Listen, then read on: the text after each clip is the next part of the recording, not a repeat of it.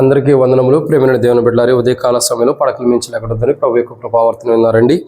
ఈరోజు మనం చూస్తున్న మాట ఏంటంటే 14వ తారీఖు మరి మంగళవారము మే నెల 2024 సంవత్సరం.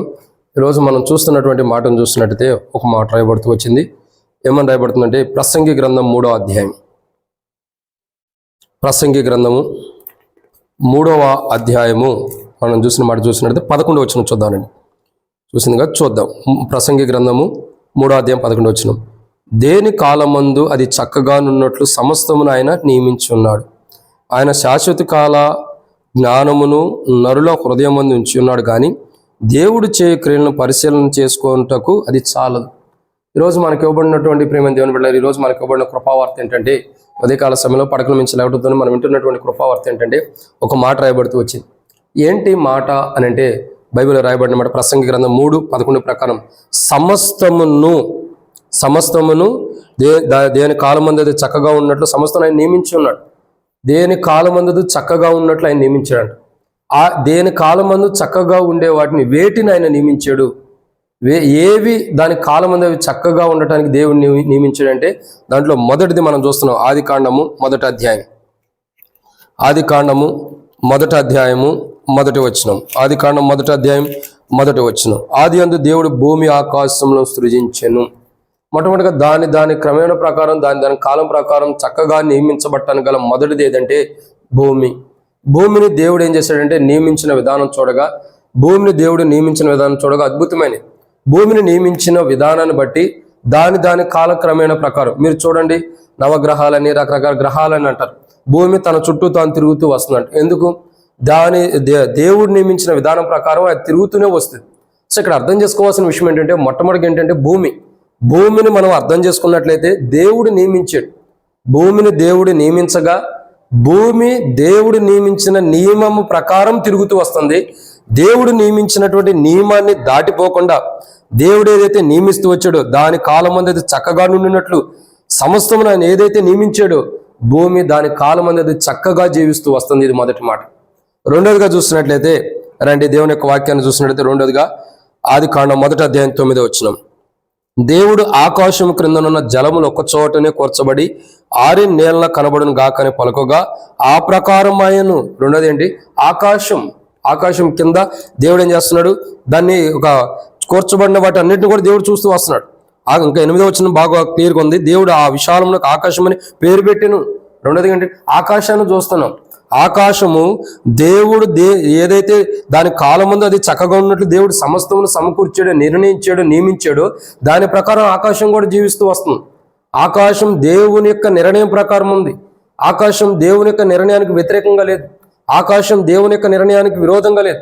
ఆకాశం ఎలా ఉందంటే దేవుడు నియమించిన నియమం ప్రకారం దాని క్రమమైన ప్రకారం జీవించేదుకుంటుంది. మొట్టమొదటిగా భూమి దేవుడు దాని కాలమందు అది సమస్తమును మంచిగా ఉన్నట్టు దేవుడు చేశాడు.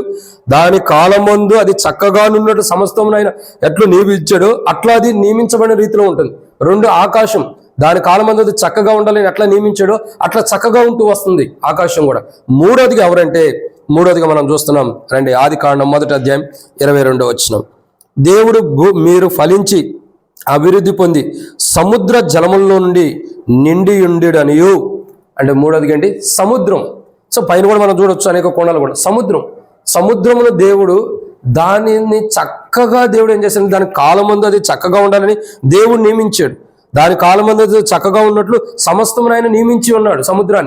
సముద్రాన్ని ఏదైతే దేవుడు తన కాలమందు చక్కగా ఉండాలి, సముద్రం తన నిర్ణయం ప్రకారం దేవుని నిర్ణయం ప్రకారం చక్కగా ఉండాలని సముద్రాన్ని ఏదైతే నియమించాడో దాని ప్రకారం సముద్రం చక్కగా ఉంటూ వస్తుంది. ఇప్పుడు తుఫాన్లు వస్తున్నాయంటే, అలజడులు వస్తున్నాయంటే అది మనం చేసిన తప్పులే అనేకమైన ఉంటాయి. సముద్రంలోకి అనేకమైన వాటిని వదలటం, అనేకమైన వాటిని విడిచిపెట్టడం, వాటి ద్వారా తుఫాన్లు రేగుతున్న అనుభవాలు ఉన్నాయి. వాస్తవానికి సముద్రం ఎలాంటిదంటే దేని కాలమందు అది చక్కగా ఉన్నట్లు. దేని కాలం అంటే ఏది? ఒకటి భూమి దాని కాలం చక్కగా ఉన్నట్టు దేవుడు నియమించాడు, సమస్తం చక్కగా ఉన్నట్లు. రెండోదిగా ఏది చూసినాం? ఆకాశం దాని కాలం చక్కగా ఉన్నట్లు దేవుడు నియమించాడు. మూడోదిగా సముద్రం దాని కాలం చక్కగా ఉన్నట్లు దేవుడు నియమించాడు. దానికి అది అనేకులకు హాని చేయకుండా ఉండటం కొరకే దేవుడు నియమించాడు. ఉండటం కొరకంటే అనేక జీవరాశులు దాంట్లో ఉండటానికి, హాని చేయాలని దేవుడు నియమించాలి, కానీ హాని తెచ్చుకుంటుంది మనం. ఇక నాలుగోదిగా చూసినట్లయితే రండి దేవుని యొక్క వాక్యాన్ని చూస్తున్నమాట. 4వ మాట ఆదికాండం 1వ అధ్యాయం 12వ వచనం. భూమి గడ్డిని తమ జాతుల ప్రకారం విత్తనమిచ్చు చెట్టు తమ తమ జాతి ప్రకారం తమలో విత్తనములు గల ఫలవృక్షం మొలిపింపగా అది మంచిదని దేవుడు చూచెను. ఇక 4వ విషయం ఏంటంటే చెట్లు. ఈ లోకంలో మనకు కనబడుతున్న చెట్లు అన్నీ కూడా దేని కాలం మందు అది చక్కగా ఉన్నట్లు దేవుడు నియమించాడు. మీరు చూడండి, సృష్టి ఎంత గొప్పగా ఉండిద్దంటే, కొంతమంది విజువల్స్ అన్నీ కూడా డ్రోన్ కెమెరాలో చేస్తూ ఉంటారు. ఎంత చక్కగా ఉంటాయి అంటే, ఎంత బాగుంటాయి అంటే, బయట మనం చూస్తేనేమో వాటి దగ్గర ఉంటే మనం బాగుండట్టు అనిపించదు. కానీ ఆ ఫొటోస్లో ఎక్కడో ఆకాశంలో నుండి ఎక్కడెక్కడో నుంచి కొడుతుంటే ఆ ఫోటో తీస్తూ ఉంటే ఎంత చక్కగా ఉంటుంది.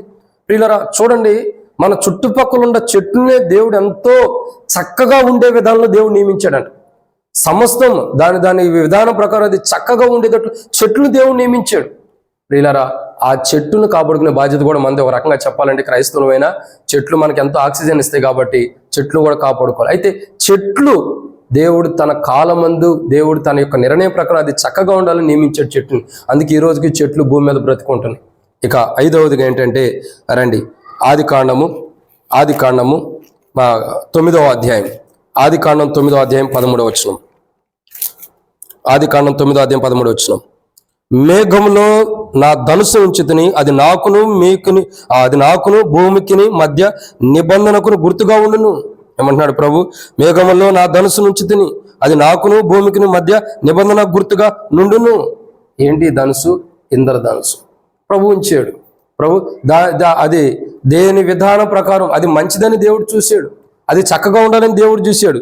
ఇంద్రధనుసు యొక్క విధానం చూడగా, దాని యొక్క వైభవం చూడగా, దాని కాలమందు అది చక్కగా ఉన్నట్లు సమస్తం దాన్ని నియమించాడు. మీరు చూడండి, భూమి ఎంత చక్కగా ఉంటుందో, ఆకాశం ఎంత చక్కగా ఉంటుందో. భూమి ఒక్కొక్క చోట మనం చూసినప్పుడు ఎంత చక్కగా వైభవంగా ఉంటుంది, చూస్తే ముచ్చటేస్తుంది.